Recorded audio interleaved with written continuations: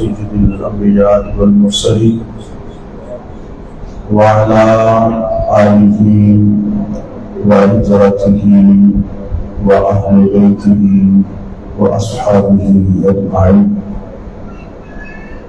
أما بعد فأعوذ بالله من الشيطان الرجيم. بسم الله الرحمن الرحيم. قل لا أسألكم عليه أجرا إلا المودة في الشاهدين والشاكرين والحمد لله رب العالمين.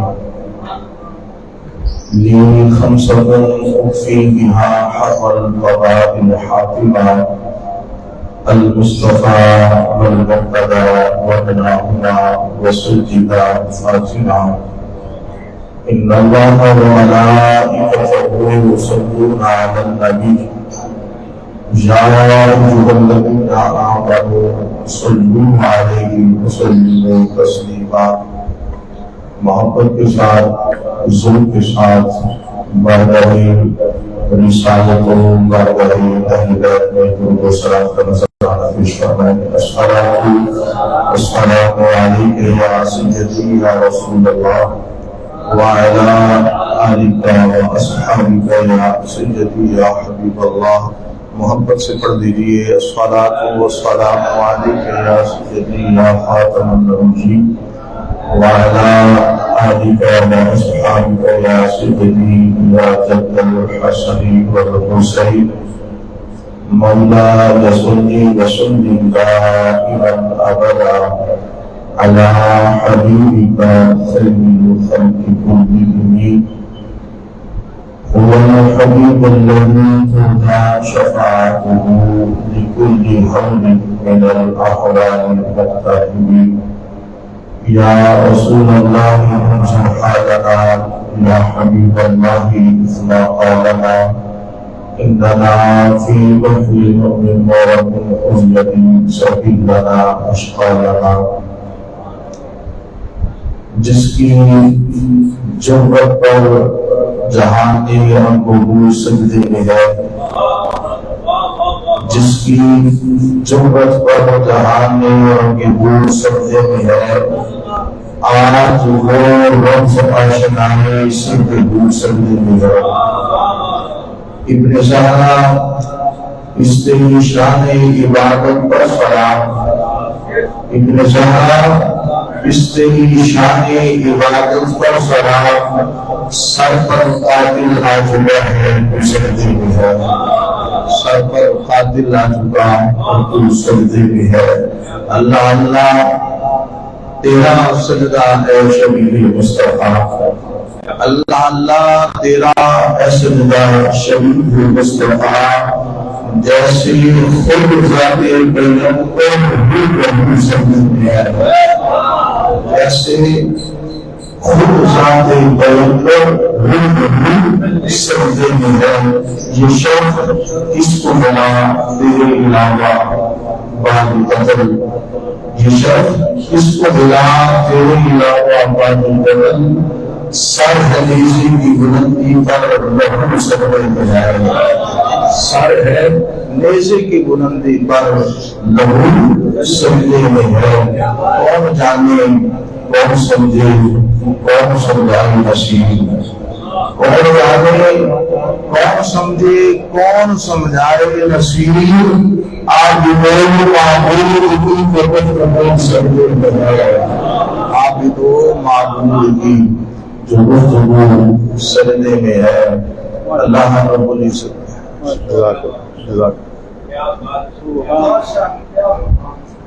اللہ رب العزت کی حمد و ثنا کے بعد انتہائی واجب الاحترام قابل سب احترام سید السادات فخر السادات آل نبی غلام علی کی سجد واسنش اثر یوانی زیدہ مجدود قابل محترم قابل زیرت شان سید السادات فخر السادات سید شبیر علی اثر دیوانی دعوت بڑھا لیا اور جملہ حاضرین اسلامی، یہ ہم سب کی خوش قسمتی ہے کہ ہم آج ذکر حسین سننے کے لیے اس جگہ موجود ہیں، اور جن کا ذکر کرنے کے لیے ہم بیٹھے ہیں انہیں کے بڑوں کا ذکر سننے کے لیے ہم آئے ہیں، اور یہ آستانہ اور یہ جگہ ان کے بچوں کی جگہ ہے، یہ آستانہ ان کے بچوں کا ہے۔ یہ ہم سب کی خوش قسمتی ہے کہ اللہ تعالیٰ نے اس پرفتن دور میں بھی یہ نسبتیں ہمیں عطا فرمائی ہے۔ اللہ تعالیٰ ان نسبتوں کو سلامت رکھے، ان نسبتوں کے ساتھ اسی طرح ہمارا رشتہ اور تعلق قائم و دائم رکھے۔ اور ہم سب کی یہ خوش قسمتی ہے کہ ہم اس وقت امام علی مقام امام حسین کا ذکر پاک سننے کے لیے اس جگہ موجود ہے، اور یقیناً جہاں میرے امام کا ذکر ہوتا ہے وہاں رب کی رحمتوں کا نزول ہوتا ہے، اور پھر ایک اللہ کے غنی کے مزار پر بیٹھے ہوں جہاں ہر وقت اللہ کی رحمتوں کا نزول ہو رہا ہے، اور وہاں پھر جب ذکر امام حسین ہو تو اللہ تعالیٰ کی رحمتوں کا نزول بہت زیادہ بڑھ جاتا ہے۔ یہ ہماری خوش قسمتی ہے۔ اللہ تعالیٰ سے دعا ہے اللہ تعالیٰ ہم سب کا مل بیٹھنا ذکر کرنا اپنی بارگاہ میں قبول فرمائے۔ حضرات گرامی، خطبہ کے اندر میں نے جو آیت کریمہ تلاوت کی مشہور آیت ہے، اللہ فرماتا ہے قل لا اسألکم علیہ اجرا الا المودۃ فی القربى۔ اللہ نے اس آیت کریمہ کی ابتدا قل سے فرمائی، لا اسألکم علیہ اجرا الا المودۃ فی القربى۔ قرآن مجید کا آپ مطالعہ کریں تو پورے قرآن مجید کے اندر اللہ تعالیٰ نے جتنے بھی احکام شرعیہ نازل فرمائے ان تمام احکام شرعیہ کے اندر اللہ رب العزت نے براہ راست مخلوق سے خطاب فرمایا ہے، ایمان والوں سے خطاب فرمایا ہے، انسانوں سے خطاب فرمایا ہے۔ جتنے بھی احکام شرعیہ ہے قرآن مجید آپ پڑھ کر دیکھ لیں، ان تمام احکامات میں اکثر خطاب اللہ تعالیٰ نے کنہیں فرمایا؟ مخلوق سے براہ راست فرمایا ہے۔ روزوں کی فرضیت کا حکم ہوا تو فرمایا یا ایھا الذین آمنوا کتب علیکم الصیام، اے ایمان والو تم پر روزے فرض کر دیے گئے۔ واقیموا الصلاۃ، اے مومنو تم سے مخاطب ہوں کہ تم پر نماز فرض کر دی گئی ہے، نماز قائم کرو۔ وآتوا الزکاۃ، اے مومنو تم سے مخاطب ہوں کہ زکوٰۃ ادا کرو۔ حج کی فرضیت کی باری آئی تو فرمایا وَلِلَّهِ عَلَى النَّاسِ حِجُّ الْبَيْتِ مَنِ اسْتَطَاعَ إِلَيْهِ سَبِيلًا، اور اللہ کے لیے ہے ان لوگوں پر فرض جو اس کے گھر کی استطاعت رکھتے ہیں۔ تو جتنے بھی احکام شرعیہ ہے ان تمام احکام شرعیہ کو اللہ تعالیٰ نے جب نازل فرمایا تو براہ راست مخلوق سے خطاب فرمایا، مخلوق کو مخاطب فرمایا، اور احکام شرعیہ بھی مخلوق کے لیے تھی تو خطاب ہی اللہ تعالیٰ نے کنہیں فرمایا؟ مخلوق کو فرمایا، ایمان والوں کو فرمایا، انسانوں کو فرمایا۔ لیکن یہ میرے رب کا اسلوب کریمانہ ہے، یہ قرآن کا بیانی انداز ہے، یہ میرے رب کا عظیم اسلوب کریمانہ ہے کہ جن امور کا تعلق رب کی ذات کے ساتھ ہے، جن امور کا تعلق ذات رب العزت کے ساتھ ہے، اللہ رب العزت نے ان امور کو براہ راست مخلوق کو عطا نہیں فرمایا۔ جن امور اور جن احکام کا تعلق رب کی ذات کے ساتھ ہے، ذات رب العزت کے ساتھ ہے، رب نے براہ راست مخلوق کو نہیں فرمایا۔ لیکن جن امور کا تعلق میرے رب کا، جن امور کا تعلق میرے رب کے ساتھ ہے، جن احکام کا تعلق رب کے ساتھ ہے، ان کو اللہ تعالیٰ نے براہ راست بولیے مخلوق سے مخاطب نہیں فرمایا بلکہ زبان مصطفیٰ کے توسل سے فرمایا۔ اسی وجہ سے اللہ رب العزت کی توحید کی باری آئی تو اللہ تعالیٰ نے براہ راست مخلوق کو نہیں فرمایا، یہ نہیں فرمایا اے ایمان والو، یہ نہیں فرمایا اے انسانو هو اللہ احد، وہ اللہ ایک ہے، بلکہ فرمایا قل هو اللہ احد، توحید میری ہوگی معبود اپنی زبان حق و زبان سے لہتا توحید میری ہوگی، زبان حق پر زبان سے محبوب آپ فرما دیجئے کیا هو اللہ احد، وہ اللہ ایک ہے۔ توحید کی باری آئی تو رب نے محبوب کو وسیلہ بنا کر ہمیں فرمایا، اسی طرح یہاں بھی اللہ نے فرمایا قل اے محبوب اولاد پاک آپ کی ہے، اجرت پاک آپ کی ہے، خلافت دار آپ کے ہے، رشتہ دار آپ کے ہے، لیکن ان کی محبت، ان کی محبت، ان کی الفت، ان کا پیار جو رب کا تقاضا ہے، اے حبیب آپ تقاضا کرے، جانا کرے، ذاتے ہو، کبھی نیچے کا نوازا یہ ہے، ایمان اسی کا حامل ہوگا، ایمان اسی کا محبت ہوگا، ایمان اسی کا مقتدر ہوگا، ایمان اسی کا کامل ہوگا، جس کے دل میں آپ کی حال کی محبت آ جائے۔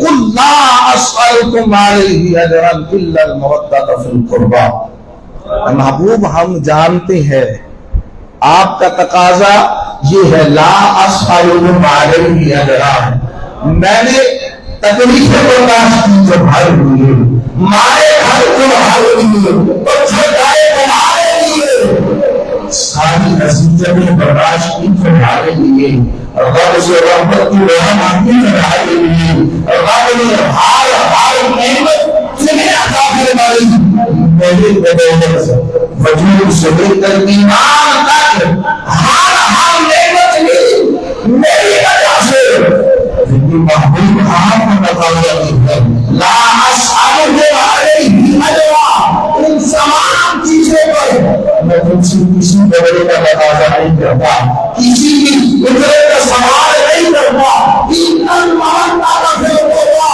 ہاں رب کا تقاضا یہ ہے حبیب ان سے کروا دیجیے، رب یہ چاہتا ہے کہ میرے محبوب کو بلاؤ، میرے محبوب کی نام بتائے، اس کے ساتھ مودت کا رشتہ ہمیشہ کے لیے قائم فرما دو۔ تو یہ تقاضا میرے رب کا ہے، یہ تقاضا کس کا ہے؟ رب کا تقاضا ہے۔ کیا تقاضا ہے؟ الا المودۃ فی القربى، میرے محبوب کی قرابت داروں کے ساتھ، میرے محبوب کی آل کے ساتھ محبت کرنی ہے۔ اور یاد رکھیے یہ محبت یہ کوئی چھوٹی محبت نہیں ہے، بلکہ یوں کہوں تو بجانا ہوگا کل کائنات کی تمام نیکیوں میں سب سے بڑی محبت ہے۔ کائنات کی جتنی بھی نیکیاں ہیں، ہر نیکی سے بڑی نیکی محبت ہے، اور یہ اتنی بڑی نیکی ہے کہ جناب صدیق اکبر سے لے کر قیامت تک آنے والے ہر قوم پر محبت فرض فرماتی ہے۔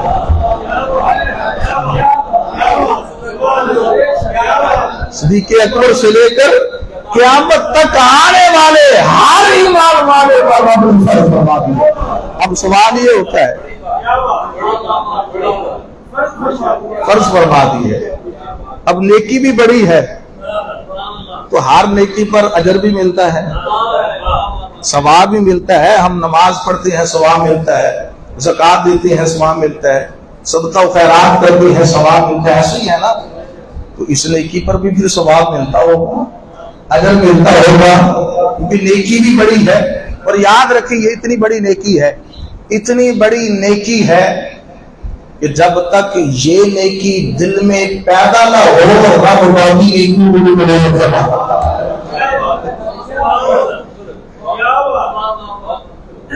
جب تک یہ نیکی دل میں نہ آ جائے، اس نیکی کو بندہ کرنا شروع نہ کر دے، اور رب باقی نیکیوں کو بھی قبول نہیں فرماتا۔ تو باقی نیکیوں کی قبولیت کا دارومدار اس ایک بڑی نیکی محبت اہل بیت پر منحصر ہے۔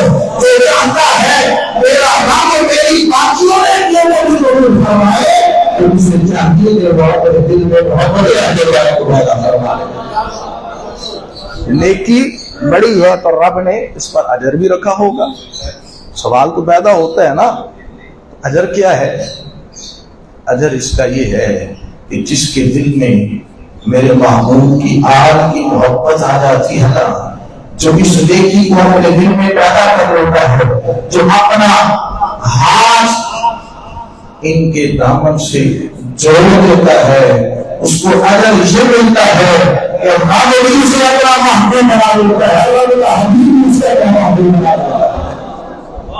وہ رب کا بھی محبوب بن جاتا ہے اور رب کے حبیب کا بھی محبوب بن جاتا ہے۔ تو یہ محبت اہل بیت اتنی بڑی عام چیز اور ضروری ہے۔ اس پر حدیث پاک میں عرض کر دیتا ہوں کہ اس ایک نیکی کے بغیر کوئی اور نیکی قبول نہیں ہے۔ حدیث پاک ہے، طبرانی کی المعجم الکبیر کے اندر بھی یہ روایت موجود ہے۔ حضرت عبد الرحمن ابن ابی لیلہ اپنے باپ سے روایت کرتے ہیں، کریم آقا علیہ الصلوۃ والسلام نے فرمایا لا یؤمن عبد حتی اکون احب الیہ من نفسہ واہلی احب الیہ من اہلہ وعترتی احب الیہ من عترتی وذاتی احب الیہ من ذاتی۔ انہوں نے فرمایا کوئی بھی بندہ اس وقت تک مومن نہیں ہوتا، کوئی بھی بندہ اس وقت مومن نہیں بنتا جب تک وہ اپنی ذات سے زیادہ میری ذات کے ساتھ محبت کرنا شروع کر دے۔ اور فرمایا وَأَهْلِي أَحَبَّ إِلَيْهِ مِنْ أَهْلِهِ، اور اپنی اہل بیت اپنے گھر والوں سے زیادہ میری اہل بیت سے زیادہ محبت نہیں کرنا شروع کر دے۔ وَعِتْرَتِي أَحَبَّ إِلَيْهِ مِنْ عِتْرَتِهِ، اور میری عطرت سے زیادہ اپنی عطرت کو محبوب نہ سمجھتا ہو، ایسا شخص مومن نہیں ہو سکتا۔ اس لیے ایمان اسی کے دل میں داخل ہوگا جو حضور کی آل کی محبت کو دل میں رکھتا ہوگا۔ حضور کی آل، حضور کے قرابت داروں کی محبت کے بغیر ایمان بھی دل میں نہیں آتا، اور ایمان کے بغیر نیکیاں بھی قبول نہیں ہوتی نا۔ ہم کافر حضرات بھی ہیں، وہ بھی نیکیاں کرتے ہیں، نیک کام کرتے ہیں، لیکن ان کو نیکیوں کا کوئی اجر کوئی ثواب نہیں ملتا، اس لیے ایمان ہی نہیں ہے۔ اسی طرح حضور نے فرمایا جس طرح میری محبت کے بغیر کسی کا ایمان نہیں، اسی طرح میری آل کی محبت کے بغیر اس کا ایمان نہیں۔ تو جس کی محبت کے بغیر ایمان نہیں، وہ چاہے جتنی مرضی نیکیاں کرتا رہے، اس کی نیکی رب کی بارگاہ میں قبول۔ اتنا بڑا مقام اہل بیت تھا کہ ان کی محبت کے بغیر کوئی نیکی قبول ہی نہیں۔ تو آج امت نے کیا کیا ہے؟ ہاں، بحیثیت امت ہر بندہ، آج ہمارا معاشرہ جو ہے فتنوں کے اندر گھرا ہوا ہے۔ فتنے ہے کہ نہیں ہے؟ سرکار نے ساری زندگی جس چیز کا سب سے زیادہ درس دیا وہ یہی دیا کہ میری اہل بیت سے محبت کرنا، ان کا دامن نہ چھوڑنا، ان سے علیحدگی اختیار نہ کرنا۔ اور یہاں تک میرے کریم آقا علیہ الصلوۃ والسلام نے فرما دیا کہ میری اہل بیت کی مثال کشتی نوح کی طرح ہے، کشتی نوح کی طرح ہے۔ فرمایا جو اس کے اندر سوار ہو گیا کشتی نوح میں وہ نجات پا گیا، اسی طرح میری اہل بیت کی مثال ہے جس نے اپنا آپ ان کے ساتھ جوڑ لیا، ان کے دامن سے ہمیشہ ہو گیا، وہ کبھی بھی گمراہ نہیں ہو سکتا، اللہ اسے نجات عطا فرما دیتا ہے۔ آج فتنوں کا دور ہے، فتنے ہیں، گمراہیاں عام ہو چکی ہیں، ہر بندہ آئے روز نیا فتنہ آ رہا ہے۔ تو ان فتنوں سے بچنے کے لیے حضور نے ہمیں جو راستہ دیا وہ حضور نے اپنی اہل بیت کا راستہ عطا فرمایا۔ آج اگر چاہتے ہیں آپ فتنوں سے بچ جائیں، اللہ ہمیں فتنوں سے محفوظ رکھے، تو جس طرح نوح علیہ السلام کے زمانے میں نجات اسی کی تھی جو کشتی میں سوار ہو گیا وہ ہلاک ہو گیا، جو کشتی میں سوار نہ ہو سکا تو میرے سرکار نے اس امت کے لیے نجات کا واسطہ اپنی اہل بیت کو قرار دے دیا، فرمایا جب جب بھی میری اہل بیت کے کشتی میں سوار ہو گئے نجات پائے ہوں گے، ہلاک نہیں ہوں گے، جب بھی اس کشتی سے نکل کر کوئی اور راستہ اختیار کر لیا تو تم ہلاک ہو جاؤ گے، ہلاک ہو جاؤ۔ اس لیے اہل بیت کی محبت یہ ہم سب پر لازم ہے، ضروری ہے، اور آج کے دور میں سمجھتا ہوں کہ شاہ جی یہ بہت ضروری ہے۔ جس طرح سادات کے بارے میں زبان درازیاں کی جا رہی ہیں، جن کے بارے میں جن کی محبت کا قرآن کہہ رہا ہے، جن کی محبت کے بغیر نماز مکمل نہیں، نماز قبول نہیں، آج ان سادات کے بارے میں نہ جانے کیسی کیسی زبان درازی کی جا رہی ہے۔ جو اس طرح کی حرکت کرتا ہے مجھے ایمان سے بتائیے کیا میرے مصطفیٰ کو تکلیف ہوتی ہے؟ حضور نے تو فرمایا میری اہل بیت کو جو تکلیف دیتا ہے وہ مجھے تکلیف دیتا ہے۔ اس لیے اپنے دلوں کے اندر محبت اہل بیت کو پیدا کریں، اپنی اولادوں کو سکھائیں۔ کریم آقا علیہ الصلوۃ والسلام نے فرمایا 3 چیزیں اپنی اولادوں کو سکھاؤ، 3 چیزیں سکھاؤ۔ پہلی فرمایا اپنے نبی کی محبت اپنی اولاد کو سکھاؤ، دوسرا قرآن کی تلاوت اپنی اولاد کو سکھاؤ، تیسرا میری اہل بیت کی محبت سکھاؤ۔ آج ہمیں اپنے باپ داداؤں کی جائز و ناجائز وصیتیں ساری یاد ہے، ہر بندہ کوشش کرتا ہے میرے ابے نے یہ وصیت کی تھی میں نے اس کو پورا کرنا ہے، میرے دادے نے یہ وصیت کی تھی۔ ارے اپنے باپ داداؤں کی وصیتوں کو یاد رکھتے ہو کہ مصطفیٰ نے وصیتیں فرمائی تھی، ان وصیتوں کو کیسے پچھڑاتے ہو؟ ان وصیتوں کو عمل کرو گے خدا کی عزت کی قسم دنیا میں بھی نجات پا جائے گی، آخرت میں بھی سب ہوگا۔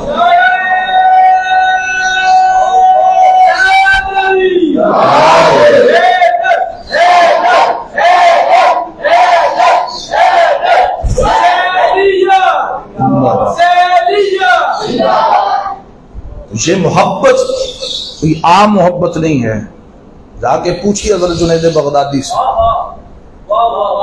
حضرت جنید کون جانتا تھا کہ جنید کون تھا؟ حضرت جنید بغدادی رضی اللہ تعالیٰ عنہ آپ جب مقام ولایت نہیں ملا تھا پہلے دنیا داری تھے، پہلوان تھے، بہت بڑے پہلوان تھے، اور اتنے بڑے پہلوان تھے کہ آپ کا شمار بادشاہوں کے قریبی لوگوں میں ہوتا تھا، بادشاہ کی قریبی بہت زیادہ قریبی لوگوں میں آپ کا شمار ہوتا تھا، خاص الخاص بندے تھے بادشاہ کے، اور ساری زندگی پہلوانی کے میدان میں کبھی کسی سے شکست نہیں کھائی، جب بھی میدان میں اترتے تھے جیت کر آیا کرتے تھے۔ لیکن ایک دفعہ میدان سجا، اللہ اکبر، وہ میدان بھی کیسا میدان تھا، اصل میں وہ جنید بغدادی کی تقدیر کو بدلنے کا میدان تھا۔ آپ رضی اللہ تعالیٰ عنہ میدان میں مد مقابل کو بچھاڑا، پھر اعلان کر رہے ہیں حل من مزید، حل من مزید، ہے کوئی میرے مقابلے میں آنے والا، ہے کوئی اتنا بہادر و جرأت جو میرا مقابلہ کر سکے؟ اب ہزاروں کا مجمع تھا، کسی کے اندر ہمت نہ ہوئی، سارے جانتے تھے جنید بہت بڑا پہلوان ہے، اس کا مقابلہ کرنا بڑا مشکل ہے، آج تک یہ ہارا نہیں ہے، جب بھی اترے ہو جیتا ہے۔ کوئی نہ کھڑا ہوا، آخر مجمع سے ایک شخص کھڑا ہوا، ضعیف، کمزور، لاغر، اس نے ہاتھ کھڑا کیا، اس نے کہا جنید میں تجھ سے مقابلہ کروں گا۔ اب لوگوں نے دیکھا، اس بزرگ کی طرف دیکھا، کہا کیوں اپنی موت کو دعوت دیتے ہو؟ وہ جنید کو دیکھو، اپنے آپ کو دیکھو، تو کیسے لڑ سکتا ہے؟ ان بزرگ نے کہا کہ کشتیاں بہادری سے نہیں لڑی جاتی، عقل سے بھی لڑی جاتی ہیں، کہا میں مقابلہ کروں گا۔ اس وقت مقابلہ نہ ہوا، ٹائم آگے کا رکھ دیا گیا کہ فلاں تاریخ کو مقابلہ ہوگا۔ بادشاہ اسلام جو تھا اس دور کا بادشاہ، اس نے کہا فلاں وقت فلاں تاریخ کو مقابلہ ہوگا. آس پاس جتنے بھی علاقے تھے ان بادشاہوں کو بھی پیغام بھیج دیا گیا کہ بہت بڑا مقابلہ ہونے والا ہے، لہذا فلاں وقت سب کو دعوت دی جاتی ہے، آپ آ جائیں. وقت گزرتا گیا، وہ جو ضعیف شخص تھا، برا شخص، وہ مقابلہ کا اعلان کر کے چلا گیا. وہ دن آ گیا، وقت آ گیا، میدان سجا. اب میدان کی تعداد بھی زیادہ تھی، بادشاہ کے مہمان بھی زیادہ تھے. جنید بغدادی مقابلے میدان میں اترتے ہیں. اب جو بندے مقابل شخص تھا وہ میدان میں نہ تھا. لوگوں نے کہا کہ جنید وہ تیرا مقابلہ نہیں کر سکتا، بادشاہ وہ اس کا مقابلہ نہیں کر سکتا، وہ ایسی بات کر کے چلا گیا، وہ نہیں آئے گا.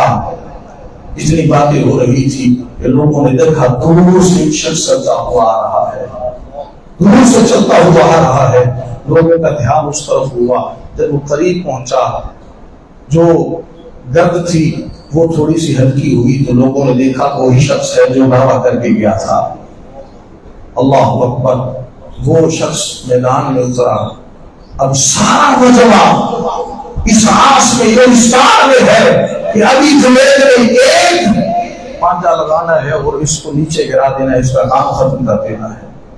لیکن جب ہاتھ میں ہاتھ ڈالے گئے، اللہ اکبر، وہ شہزادہ، وہ ضعیف شخص جنید کے کان میں کہتا ہے جنید میں کوئی پہلوان نہیں ہوں، تو بڑا پہلوان ہے، تیرا نام بڑا ہے، میں پہلوان نہیں ہوں، مجھے لڑنا نہیں آتا، لیکن اے جنید یاد رکھ میں تیرے نبی کا شہزادہ ہوں، میں شہزادہ ہوں. اے جنید آج اگر تم بھاگ جاتا ہے، کئی دنوں سے گھر میں فاقہ ہے، جواب دیا ہے، جواب دیتے ہیں، کھانے کے لیے گھر کچھ نہیں ہے، آپ میں گھر سے نکلتا ہوں اس آس سے کہ کچھ کھانے کو مل جائے گا، گھر لے کر جاؤں گا، لیکن ہر روز میں بھول جاتا ہوں. اے جنید نبی کا شہزادہ ہو، آج اگر کوئی بھاگ جاتا ہے وہ انعام تو تجھے ملنے ہے، وہ انعام سارے ملک میں مجھے مل جائے گی، گھر کچھ کھانے کے لیے لے جاؤں گا، کل قیامت والے دن اپنے نانا سے تیری شفاعت کا سوال کروں گا.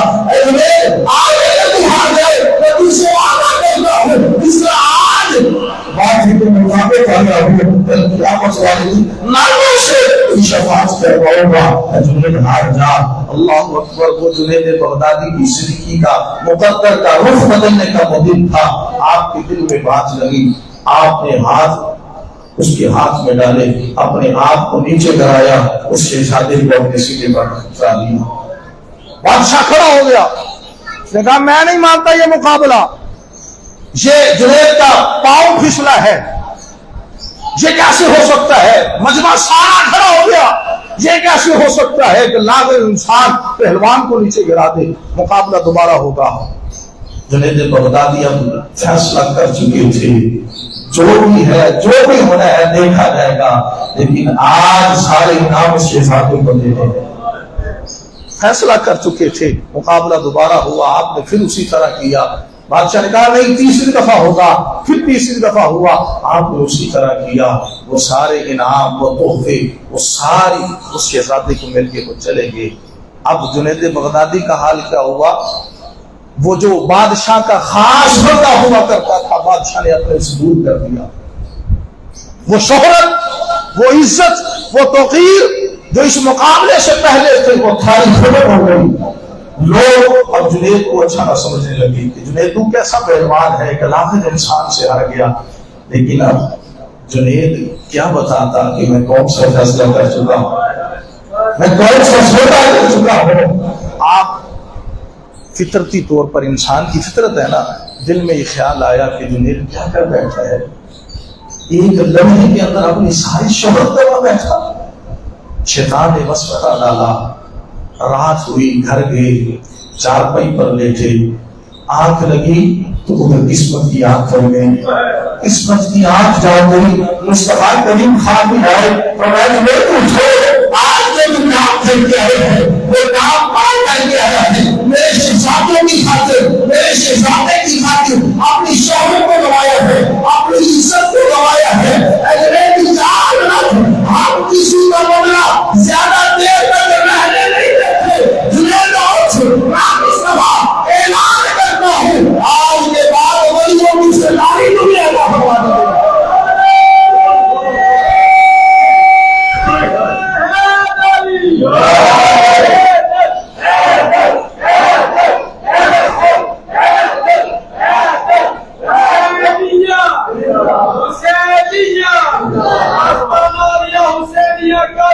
زندہ باد۔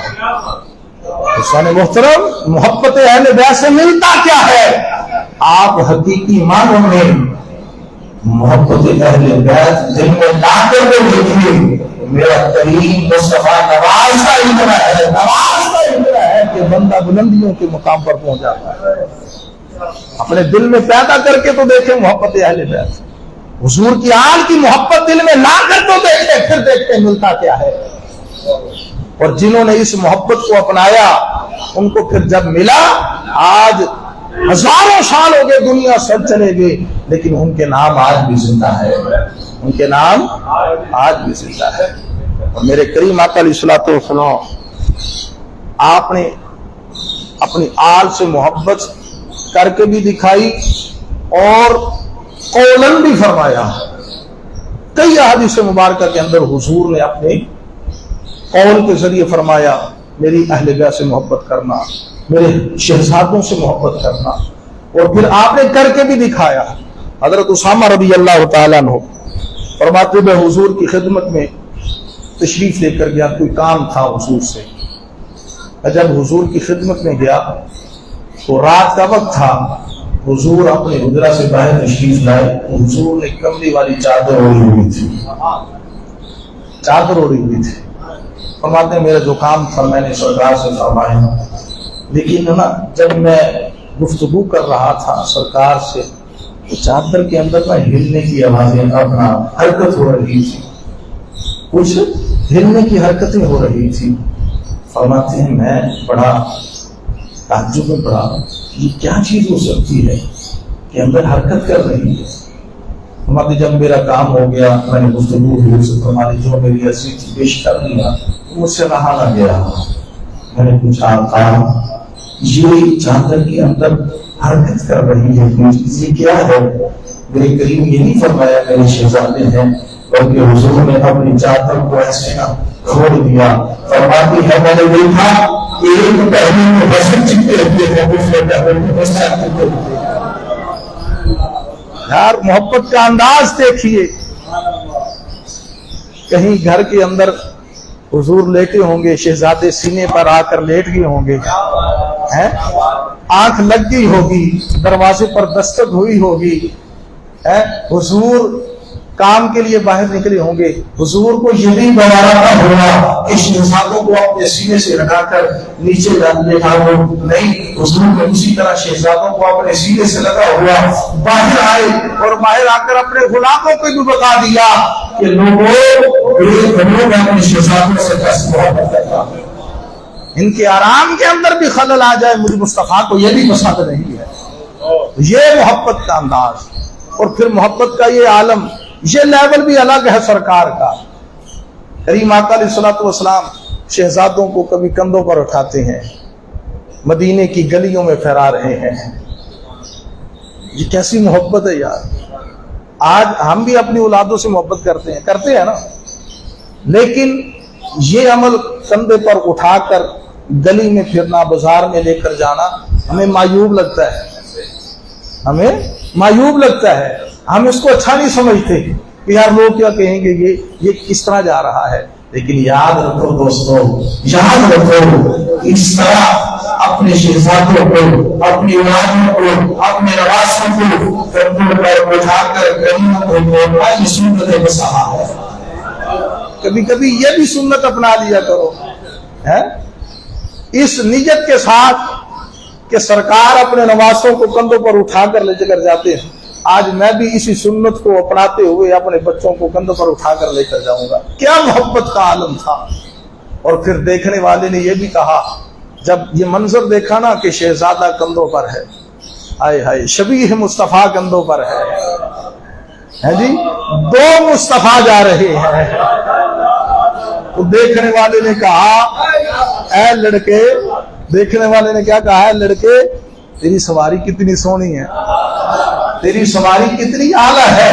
میرے کریم نے فوراً فرمایا چپ ڈالو، تو سواری کو دے رہا ہے، سوار بھی دیکھنا کتنا سونا ہے، تو سوار کو نہیں دیکھتا، سوار کو نہیں دیکھتا یہ کتنا سونا ہے، یہ بھی تو سب سے اعلیٰ ہے نا، یہ بھی سب سے جدا ہے۔ اللہ اکبر! پھر میرے محبوب کا یہ انداز بھی بڑا نرالا. حضرت ابو ہریرہ رضی اللہ تعالیٰ عنہ فرماتے ہیں میں نے اپنی آنکھوں سے منظر دیکھا. سرکار ابو ہریرہ فرماتے ہیں حضور صلی اللہ علیہ وسلم کھڑے تھے, امام علی مقام امام حسین بھی وہاں موجود تھے, امام پاک وہاں موجود تھے. فرماتے ہیں حضور نے امام حسین رضی اللہ تعالی عنہ کے ہاتھوں کو اپنے ہاتھوں میں لیا, چھوٹے چھوٹے ننھے ہاتھ اپنے ہاتھوں میں لیا, اور حضور نے شہزادے کو اپنی طرف کھینچا, شہزادوں کے پاؤں کو اپنے پاؤں کے اوپر رکھا. ہائے ہائے یار کیا وہ عالم ہوگا, وہ کیا حسین منظر ہوگا کہ وہ ہاتھ جنہیں رب ید اللہ کہے, وہ ہاتھ اٹھے تو چاند کے دو ٹکڑے ہو گئے, وہ ہاتھ جو اٹھے ڈوبا ہوا سورج باقی چھا گئے, وہ پاؤں جس کے عرش بھی بوسے لیتا ہو, ان پاؤں کے اوپر امام حسین کے پاؤں ہے, چھوٹے چھوٹے ننھے ننھے سے پاؤں حضور کے اوپر ہے. حضور نے ان کو کھینچا اپنی طرف. تو شہزادہ ابو ہریرہ فرماتے ہیں کہ حضور کی پنڈلیوں سے پاؤں رکھتا رکھتا رکھتا حضور کے سینے اقدس پر اپنے پاؤں لے آیا, اور سرکار حضور فرما کیا رہے ہیں, ساتھ حضور فرما رہے ہیں حزقتو ارض عین بقا. فرمایا اے چھوٹے چھوٹے قدموں والے اوپر چڑھا, اے چھوٹے چھوٹے قدموں والے اوپر چڑھا, اے ننھی آنکھوں والے اوپر چڑھا. مفسرین محدثین فرماتے ہیں سرکار نے یہ جو جملہ تھا نا حزقتو ارض عین بقا, یہ حضور نے صرف اس موقع پر نہیں فرمایا, بلکہ حضور اکثر شہزادوں کو بہلانے کے لیے طرز کے ساتھ یہ جملہ پڑھا کرتے تھے. طرز لگا کر, وہ کیا عالم ہوگا, سرکار طرز لگا کر کہتے ہوں گے حزقتو ارض عین بقا, اے چھوٹے چھوٹے ننھے پیروں والے پاؤں والے اوپر چڑھا, اے چھوٹے چھوٹے چھوٹی چھوٹی آنکھوں والے اوپر چڑھا. صحابہ فرماتے ہیں یہ حضور اکثر کہا کرتے تھے جب بھی شہزادوں کو بہلانا ہوگا, حضور یہ جملہ کہتے شہزادے خوشی سے جھوم رہا کرتے تھے. اور پھر جب سرکار نے اپنے سینے پر شہزادوں امام حسین کو, جب شہزادہ حضور کے سینے پر آ گیا نا, تو حضور نے اس وقت فرمایا اللہم احبہ فإنی احبہ, اے اللہ میں اس حسین سے محبت کرتا ہوں, تو بھی اس سے محبت فرما. یہ اب کون کہہ رہا ہے, مصطفیٰ کریم کہہ رہے ہیں, وہ مصطفیٰ کہ جس کے بارے میں رب کہتا ہے والا سوف یعطیک ربک فترضی, محبوب تو راضی ہوگا, محبوب تو راضی ہوگا. لیکن مصطفیٰ فرماتے ہیں اللہ میری رضا اسی میں ہے کہ میرے شہزادوں سے محبت کرنا. مصطفیٰ کی رضا یہ ہے کہ ان سے شہزادوں سے محبت کی جائے. تو اس لیے اگر کوئی مصطفیٰ کی رضا چاہتا ہے, حضور کی رضا چاہتا ہے, تو اسے چاہیے کہ وہ شہزادوں سے کیا کرے, محبت فرمائے. اگلی حدیث پاک حضرت حذیفہ بن یمان رضی اللہ تعالیٰ, کیا خوبصورت روایت ہے. فرماتے ہیں میں ایک دن, کافی دن ہو گئے تھے حضور کی بارگاہ میں نہ جا سکا, ایک دن ماں سے اجازت چاہی, اے اماں جان اجازت دیجیے آج سرکار کی خدمت میں حاضری لگوانی ہے. تو ماں نے اجازت دے دی, اور ساتھ یہ فرمایا کہ بیٹے حضور کی بارگاہ میں جا کر نا اپنی اور میری بخشش کی دعا کروانا, اپنی اور میری بخشش. فرماتے ہیں میں آ گیا مسجد نبوی میں, مغرب کی نماز ادا کی حضور کی اقتداء میں.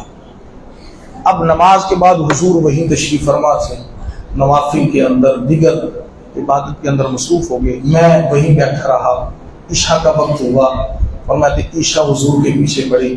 اب عشاء پڑھنے کے بعد حضور مسجد سے باہر نکل کر اپنا حجرے کی طرف جانے لگے. فرماتے میں بھی حضور کے نا پیچھے آہستہ آہستہ چل پڑا, اور قدم بڑے آرام آرام سے اٹھاتا تھا کہ کہیں میری آہٹ سے مصطفیٰ کو کوئی تکلیف نہ پہنچے. آرام آرام سے قدم اٹھا رہا تھا. تو فرماتے ہیں میں حضور کے پیچھے پیچھے جا ہی رہا تھا کہ حضور کو محسوس ہوا پیچھے کوئی آ رہا ہے. سرکار نے فوراً فرمایا حذیفہ تو ہے, اے حذیفہ اللہ تیری بھی بخشش فرمائے، میری ماں کی بھی بخشش فرمائے۔ رات ابھی جو دعا کروانی تھی، جو ماں نے کہا تھا، وہ زبان پر آیا نہیں۔ ابھی ماں اور بیٹے کے درمیان ہے وہ باتیں۔ ماں نے کہا تھا مصطفیٰ سے دعا کروانا اپنی اور میری کوشش کے لیے، میرے کریم نے دعا کروانے سے پہلے ہی عطا فرما دیا، مانگنے سے پہلے ہی عطا فرما دیا۔ اللہ تیری بخشش فرمائے، تیری ماں کی بھی بخشش فرمائے۔ اور ساتھ فرمایا حذیفہ تو جانتا ہے ابھی میرے پاس ایک فرشتہ آیا ہے، اور آج سے پہلے وہ زمین پر نہیں آیا، وہ آج پہلی دفعہ زمین پر آیا ہے۔ اور آیا کیوں ہے؟ وہ آیا یہ خوشخبری دینے کے لیے ہے کہ یا رسول اللہ، اللہ فرماتا ہے الحسن والحسین سجدہ شباب اہل الجنہ وفاطمہ سجدہ نساء اہل الجنہ۔ یا رسول اللہ، آپ کے شہزادے حسن و حسین اللہ نے دو جنت کے جوانوں کا سردار بنا دیا ہے۔ آپ کی بیٹی سجدہ، تنجبہ، طاہرہ، راقیہ، زدیجہ، سیدہ فاطمہ کی زہرا کو جنت کی عورتوں کی سردار بھی بنا دیا ہے۔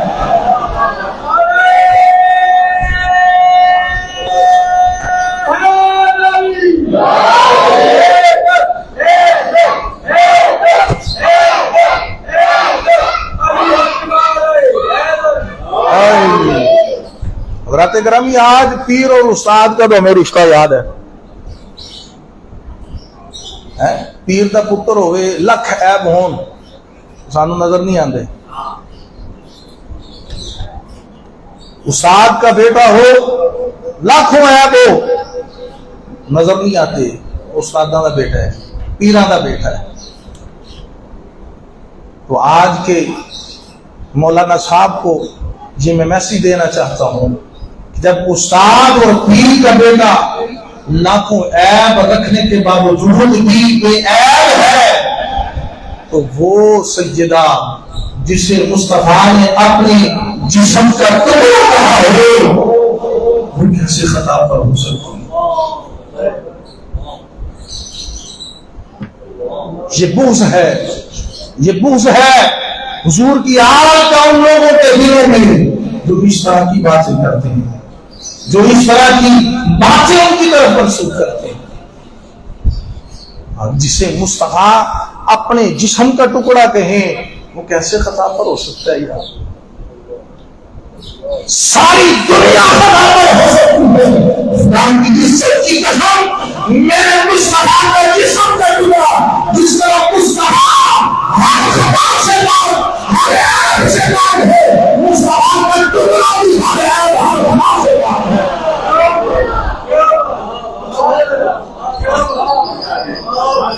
خطا پر کہنے والوں، جاؤ اپنی ماں سے پوچھو، ان سے میری خطا ہوئی، ماں سے جا کر پوچھ، ماں خیال نہیں کی، جو جھگڑا ہے وہ مصطفیٰ کی شفاعت کے بارے میں کہہ رہا ہے۔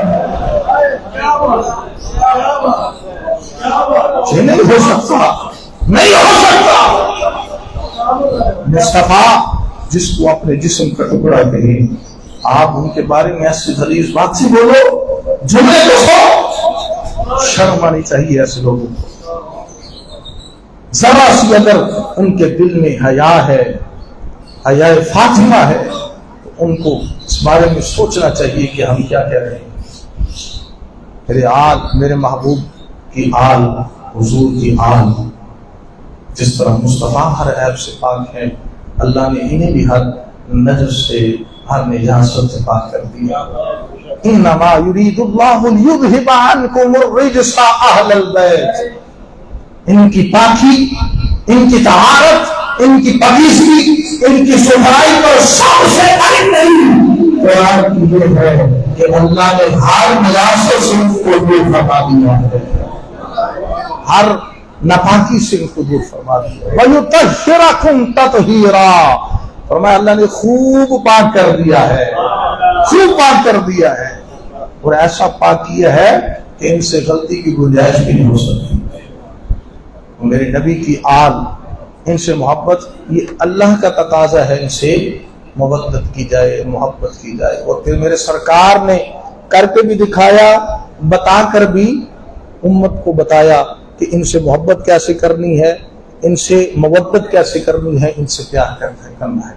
حضور کی آل کی محبت کا دامن تھام لیجیے۔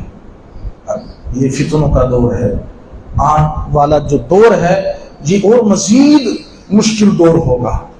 اگر آپ نجات چاہتے ہیں تو کشتی اہل بیت میں سوار ہو جائیں۔ اگر آپ چاہتے ہیں کہ ہم بچ جائیں، ہمیں نجات مل جائے، ہمیں کامیابی مل جائے، تو وہ ان کشتی اہل بیت کے اندر سوار ہو جائے۔ خدا کی قسم اللہ بچا دے گا۔ اور پھر حضور کی ان سے محبت ملتا کیا ہے؟ مدینے کے اندر نا حضور جا رہے تھے، اب یہ بھی محبت کا ایک نیا رنگ ہے حضور کا۔ کئی رنگ ہے شہزادوں سے محبت کی۔ کبھی حضور شہزادوں کو اپنی زبان چسوا رہے ہیں، کہیں حضور ان کے بوسے لے رہے ہیں، ان کو چوم رہے ہیں۔ یہاں میں رک کر اگر عرض کروں، سرکار نے حجر اسود کو ایک دفعہ چوما تھا، ایک دفعہ چوما تھا حضور نے حجر اسود کو، ٹھیک ہے جی، کتنی دفعہ؟ ایک دفعہ چوما تھا۔ آج تک دنیا اس حجر اسود کو چوم رہی ہے۔ یہ الگ بات ہے کہ وہ جنت سے آیا، یہ الگ بات ہے کہ کل قیامت والدین شفاعت بھی کرے گا۔ حضرت عمر فاروق نے بھی کہا تھا کہ اے تیرے حسوت، تیرے اندر کوئی ایسی بات نہیں ہے، تجھے میں اس لیے چوم رہا ہوں کہ تجھے میرے مصطفیٰ نے چوما ہے، اس لیے تجھے بوسے دے رہا ہوں کہ تجھے مصطفیٰ نے چوما ہے۔ ایک دفعہ مصطفیٰ حجر اسود کو چوم لے، ایک کالے پتھر کو چوم لے، قیامت تک لوگ اسے چومنا سعادت مندی سمجھتے ہیں۔ ارے لوگوں، ایمان کا تقاضا یہ ہے، محبت اہل بیت یہ ہے کہ جسے مصطفیٰ ایک دفعہ چومے اسے قیامت تک لوگ چومنا سعادت کی بات سمجھے۔ وہ حسین جسے ایک دفعہ نہیں 7 سال تک میں سوال چومتے ہیں، ان کی ساتھ کیا ہوگا؟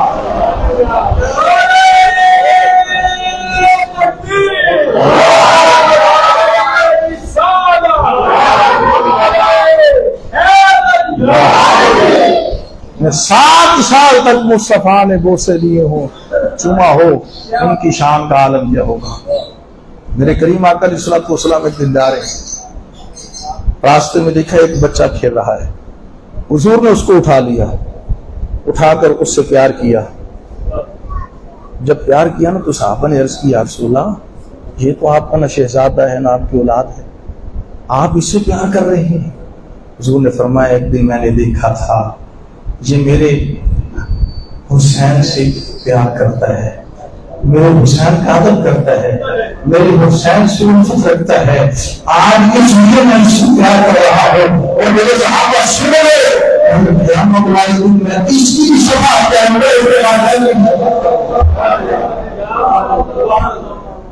یار تو شہزادوں کا ادب کرے، شہزادوں سے پیار کرے، مصطفیٰ سے شفاعت کی سند عطا فرما دیں، اس سے بڑی سند کیا ہوگی؟ کل قیامت والے دن نفسا نفسی کا عالم ہوگا، ہر بندے کو اپنی فکر ہوگی، اس وقت مصطفیٰ کا سہارا مل جائے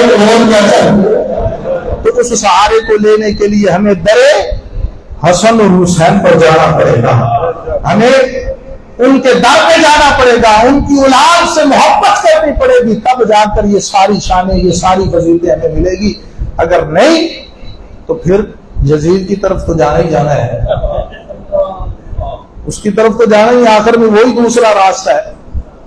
اگر کوئی چاہتا ہے کہ ہمیں حضور کی شفاعت مل جائے، جنت چلے جائے، تو پھر آؤ ان کے در پہ آ جاؤ، سوالی بن کے کھڑے ہو جاؤ، تو یہ لاکھ گناہگار بھی ہوئے نا، خدا کی عزت کی قسم ان کی محبت ہمیں بجا کر ضرورت میں ہے۔ اور اگر نہیں یہ سودا قبول، پھر دوسرا راستہ ہے، ادھر جا سکتے ہیں۔ تو اس لیے اہل بیت سے اپنا تعلق جوڑیں، حضور کی آل سے محبت کریں، یہی ہماری بقا، یہی ہماری نجات، یہی ہماری فنا ہے۔ اگر اس رشتے کو قائم نہیں رکھیں گے پھر تباہی ہے، بربادی ہے، ہلاکت ہے، پھر کچھ بھی نہیں ہے۔ اس لیے ان سے محبت جوڑے۔ آخری ایک امام حسین علیہ السلام کی بات، آپ کریم کتنے تھے۔ آپ کی ایک سیرت کی کتابوں میں آپ کے حوالے سے ایک واقعہ ملتا ہے کہ آپ کا ایک باغ تھا، اس باغ کا غلام تھا صاف، اس کا نام تھا۔ آپ نے اس باغ کی دیکھ بھال کی، اس کو وہاں رکھا ہوا تھا، وہ باغ کی دیکھ بھال کیا کرتا تھا۔ روایات میں آتا ہے کہ آپ ایک دن اس باغ میں گئے اپنے دوستوں کے ساتھ، دیکھا کہ یہ غلام بیٹھا روٹی کھا رہا ہے اور ساتھ اپنے کتے کو بٹھایا ہوا ہے، اسے بھی روٹی کھلا رہا ہے۔ امام حسین نے جب یہ منظر دیکھا، آپ رک گئے، دیکھتے رہے۔ جب کھانا کھا کے فارغ ہو گیا نا تو امام اس کے قریب گئے، جب اس نے دیکھا تو فوراً کھڑا ہو گیا، کہا حضور معذرت، مجھے آپ کے آنے کا علم نہیں تھا، اگر علم ہوتا تو میں آپ کا استقبال کرتا، آپ کے لیے جو ہے وہ جگہ بناتا، تو حضور مجھے معاف فرما دیجیے۔ تو جب امام حسین آئے تھے نا تو آپ نے فرمایا تھا، اے بندے، کیا مجھے اجازت ہے میں تیرے باغ کے اندر آ جاؤں؟ یا مجھے اجازت ہے تیرے باغ کے اندر آ جاؤں؟ مال کو معاف فرمانا، یہ باغ بھی آپ کا ہے، یہ جو کھانا کھا رہا ہوں یہ بھی آپ کا ہے۔ فرمایا اچھا، ساری باتیں ٹھیک ہے، مجھے یہ بات نہیں سمجھ آئی، کھانا کھا رہا تھا ساتھ کتے کو بھی کھلا رہا تھا، یہ کیا ہے؟ تو غلام کہنے لگا حضور، جب میں کھانا کھانے کے لیے بیٹھا تو کتا میری طرف دیکھ رہا تھا، مجھے حیا آئی کہ میں اکیلا کھاتا رہوں، کتے کو نہ دوں، اس لیے میں نے اپنے ساتھ کتے کو ملا دیا، ایک لقمہ خود کھاتا تھا، ایک لقمہ اس کتے کو دیتا تھا۔ آپ نے فرمایا اچھا جی حضور۔ آپ نے فرمایا جا، میں نے تجھے آزاد کر دیا، جا میں نے تجھے آزاد کر دیا۔ اب ہاتھ باندھ کر عرض کرتا ہے مالک کو، پہلے تو کرم نوازیاں فرماتے رہے تھے، کھانا کھاتا تھا، آپ کا غلام تھا، اب آزاد کر دیا ہے، سر ڈھانپنے کے لیے کوئی گھر نہیں ہے، جگہ نہیں ہے، کہاں جاؤں گا؟ حضور مجھے آزاد کر دیا ہے، میں آپ کی ماں کی خدمت کرتا رہوں گا، مجھے یہی قبول فرما لیجیے۔ آپ نے فرمایا میں نے جب آیا تھا یہ کہا نہیں تھا کہ مجھے تیرے باغ میں آنے کی اجازت ہے کہ نہیں؟ اب مجھے آزادی کے ساتھ ساتھ تھا یہ باغ بھی تیرے نام لینا ہے، آج کے بعد تم آزاد بھی ہے، سب اپنے لیے نام بھی لیا۔ یہ کریم ہے وہ، خدا کی عزت کی قسم، کائنات کی ہر چیز تھی ان کے پاس، لیکن انہوں نے اپنے پاس رکھنا پسند نہیں کیا، مخلوق خدا میں دیتے رہے، مخلوق کو خوش کرتے رہے۔ سلطنت کی باری آئی، مخلوق آپ خوش ہو جائیں، بادشاہت کی باری آئی، دوسروں کو خوش کر دیا، جب اور چیز دینے کی باری آئی، مال دینے کی باری آئی، لوگوں کو دیتے رہے، اپنے پاس کچھ نہ رکھا۔ اور جو جنت کے سردار ہو، جنت کے مالک ہو، یہ دنیا چھوٹی سی ان کے سامنے کیا چیز ہے؟ ان کے سامنے یہ کچھ نہیں ہے، یہ تو معمولی سی چیز ہے ان کے سامنے۔ تو اللہ تعالی ہم سب کی حاضری قبول فرمائے۔ جو ٹائم ملا تھا وہ ٹائم مکمل ہو چکا، اللہ تعالی ہمارے اس پروگرام کو قبول فرمائے۔ آج ذکر سفر کربلا کا دوسرا مرحلہ اپنے اختتام کو پہنچا، اللہ تعالی